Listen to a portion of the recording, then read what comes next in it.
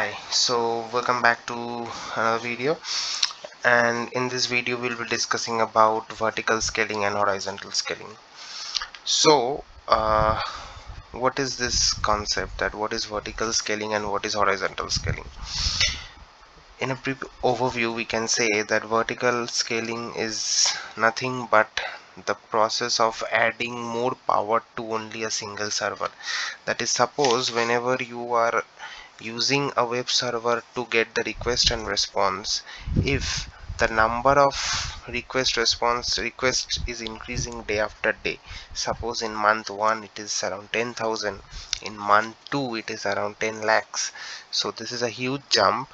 And in order to support all the request response, your server is not enough, so you can vertically scale that server, that is adding more resources to that server, that is giving more power to that server. In technical terms, we can say that we can add more amount of RAM, more amount of hardware to that server, but it is quite impossible to add unlimited CPU and memory to a single server. So vertical scaling is not at all efficient. You can't add infinite number of stuffs to a single server.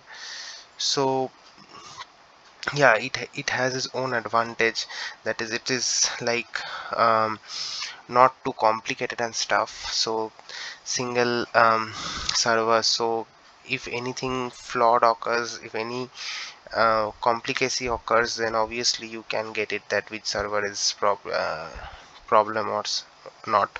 But the disadvantage is kind of like really high. So whenever we are moving to horizontal scaling refers to that we are adding more number of servers.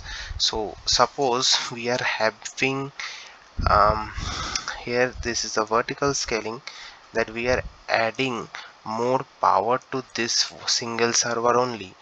But in horizontal scaling, we will be having a pool of servers where we will be adding more servers. So what are the advantages of horizontal scaling here? The advantages of horizontal scaling is that there is no, firstly, a single point of failure. So there is a single point of failure for vertical scaling, yes, but there is no single point of failure for horizontal scaling. This is a very high advantage for horizontal scaling. After that,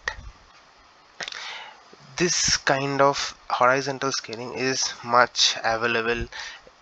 The availability of a horizontal scaling is much more as that of a vertical scaling, because if this um, single server is handling many requests, then at certain point of time there may be a time that we can get a response, delayed response. But if some server here is busy, then automatically this server can handle this person's request, so availability is more here.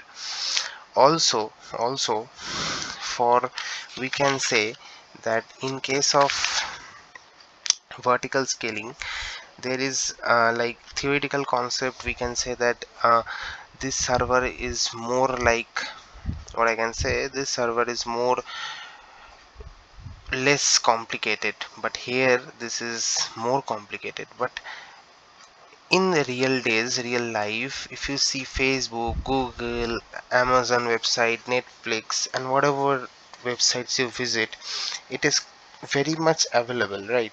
So obviously vertical scaling is not at all used there, horizontal scaling is used.